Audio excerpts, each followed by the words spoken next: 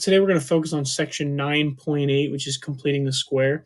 This will be a 2-video section, and you're not going to have to worry about the second part of this section until you get back from spring break, okay? So don't worry. Just focus on this part from this video and getting the assignment done before Friday when you're on spring break. Okay, you have really two options here. Your first option is you can go ahead and print out the guided notes that I've put on Canvas. You print those out just like in class, follow along. You'll have all the notes. You won't have to write as much down. If you're somebody, and I know there are people that are like this, that want to write down everything and you like doing that and you feel like you do best with that, absolutely you can do that and just write them down on notebook paper. But make sure you're recording your notes, okay? Don't just watch the video without any notes. It'll be really hard to catch on, okay? So here we go. So as you can see on your guided notes there and you have in front of you, okay, the methods in the previous examples can be used only for expressions that are perfect squares. Okay, this is what we've been doing. Everything we've really been working with has been perfect squares, and they've kind of been easy. They've been set up so that you can solve them much easier. Now, in this case here, now we're going to have to make the perfect square, make the trinomial that will work when we factor it, okay? And again, I'm going to show you how to do all of that. Next part about this, if a quadratic expression of the form x squared plus bx cannot model a perfect square, it can't, okay? If we look at this here, we're missing a chunk of that, okay? And I'm going to show you a lot about that here in a second. Okay, we need to find the c value that makes it a perfect square, okay? And that's what we're going to do here in the first example is make a perfect square. But I also do want you to go down to this table that you have on your paper, okay? If you go down to this bottom table here, it's not that page. Okay, if you go down here to this, you can, to complete the square of x squared plus bx, add b over 2 squared, okay? And this equation, if you're writing it down, make sure that gets written down in your notes, okay, and highlighted. That's terrible. If you're using the guided notes, highlight it, underline it, make that stand out because you're really going to need, you're going to come back to that equation right there. Okay, so let's take a look at the first one, all right? Complete the square for the expression, write the resulting expression as a binomial squared. So that's going to be x plus a number, and then you're going to have squared right there. Okay, so let's go ahead and use the first one here. Remember, our formula is b over 2 squared. Okay, b is 20, so I'm going to use 20 over 2 and then squared. And 20 over 2 is 10. 10 squared equals 100. Okay, so I'm adding 100 to the end of this formula. Now, the x plus number squared, that is not, this right here is not my answer. Okay, I have to factor this still. So what multiplies to give me 100 that adds to give me 20? Well, we know that's 10. So we're going to have x plus 10 and x plus 10, because 10 times 10 is 100 and 10 plus 10 is 20.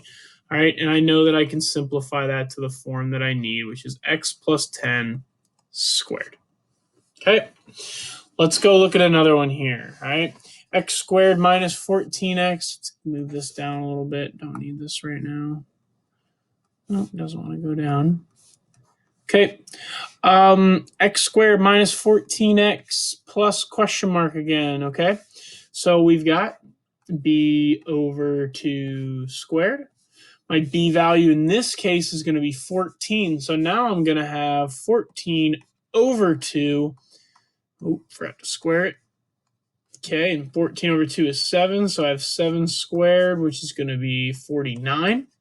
So I'm going to go ahead and add 49 to the end here. Now, what multiplies to give me 49 that adds to give me negative 14?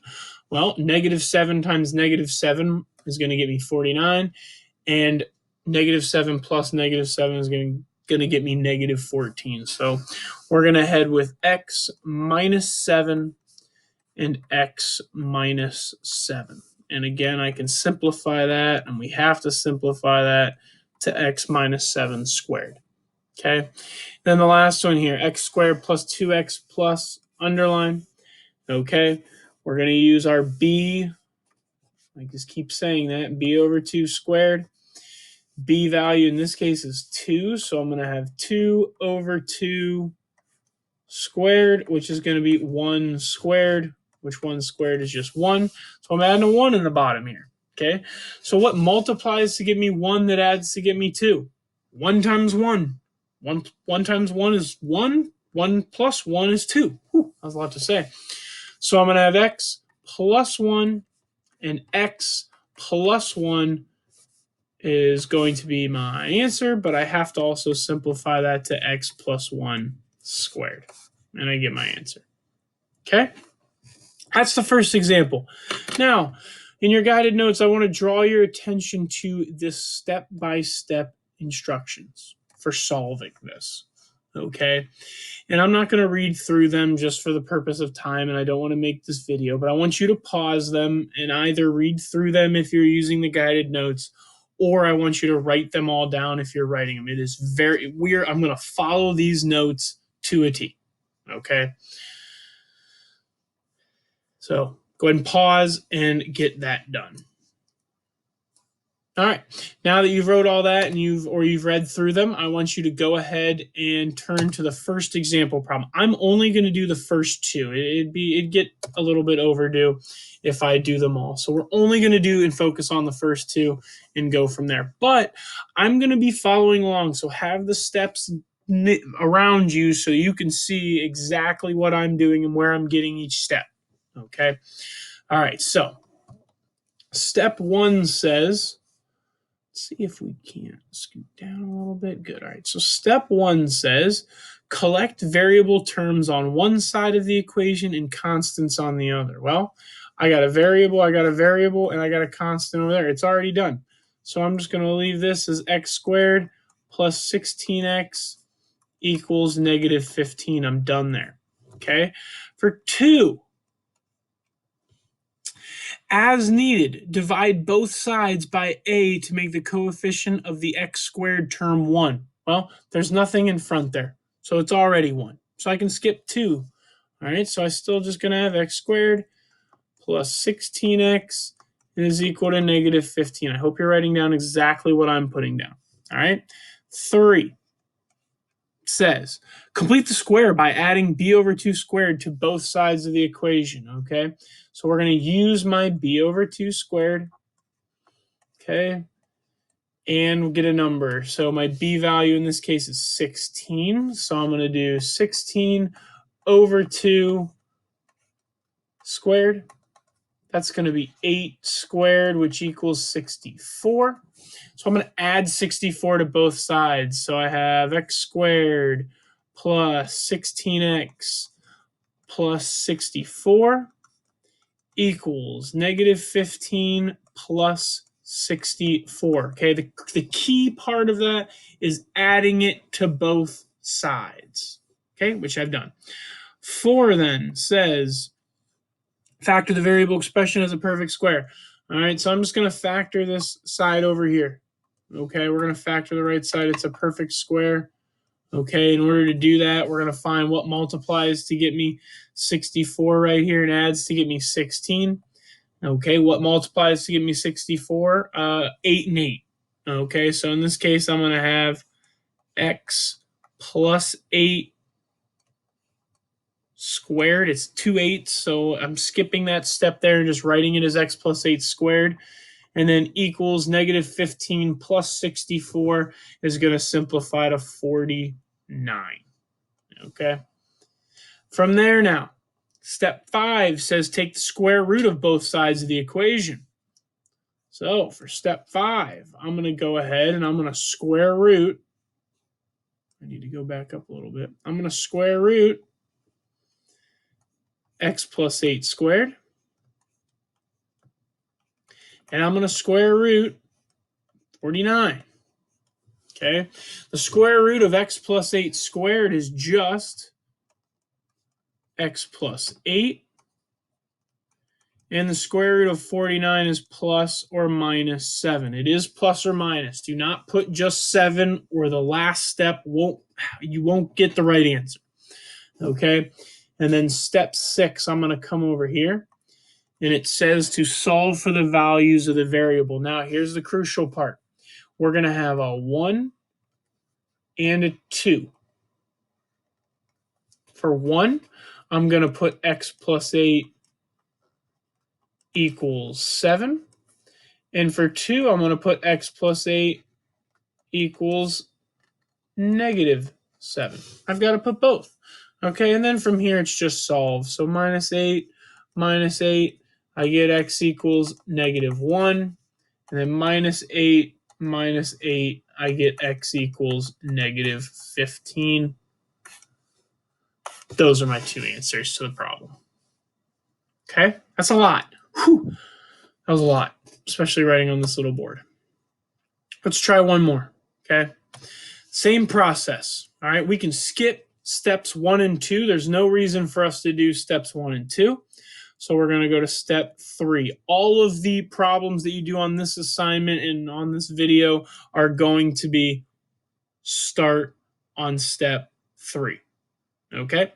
So we got to complete the square, and we do that by looking at b over 2 squared to both sides. So in this case here, we've got b over 2 squared. My b value is 10, so you're going to have 10 over 2 squared, which then equals 5 squared, which equals 25. Okay, and it said to add to both sides, so I'm going to have to come back over here, and I'm going to go x squared plus 10x plus 25 equals, and then negative 9 plus 25. Okay. From here then, step 4 is factor the variable expression as a perfect square. So I have to factor this part on the left right here. So what multiplies to get me 25, that'll add to get me 10. That's going to be 5. And again, I'm skipping a step and just writing it as x plus 5 squared. It could be x plus 5, but you would have to simplify. And then negative 9 plus 25 gets me 16. Okay. Step 5 then says to take the square root. All right. So if I go to 5 here, I'm going to square root x plus 5 squared. And I'm going to square root 16. The square root of x plus 5 squared just gets me x plus 5. I don't need to write the parentheses anymore. And then the square root of 16 gets me plus or minus 4. Okay, and after I've done that, I can go ahead and solve for the variables. So in 6, I'm going to create my 1 and my 2. And one of them is going to be x plus 5 equals 4, and one's going to be x plus 5 equals negative 4. And we can solve from there. Minus 5, I get x equals negative 1. Oop, forgot the negative. Oh, better rewrite that. X equals negative 1. And minus 5, x equals negative 9. And that's my answer right there. Okay.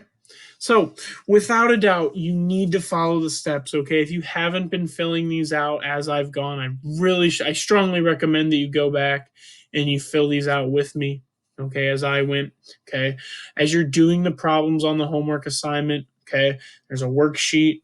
You're either going to complete it on that worksheet if you can print it, or do it on a separate piece of paper like it's coming out of the textbook. But you have to follow the steps. Have the 6 steps out. Sit there, walk through them just as I did. I have the steps out on my desk right now as I'm filling these out, and I'm walking you through each one. Okay, you have to look at the steps. Will you have the steps on the quiz? As of right now, yes, because it's going to be a take-home quiz, okay? And you'll be able to do it at home, and you'll be able to just send it to me. So you'll have the steps. Follow along with the steps. That's the first thing I'm going to ask you when you ask questions is, did you look at the steps? Okay? thank you. And if you have questions, remind, email, send me a message on Canvas, whatever works best for you, so I can help you with it. All right. Thank you guys. See you next time.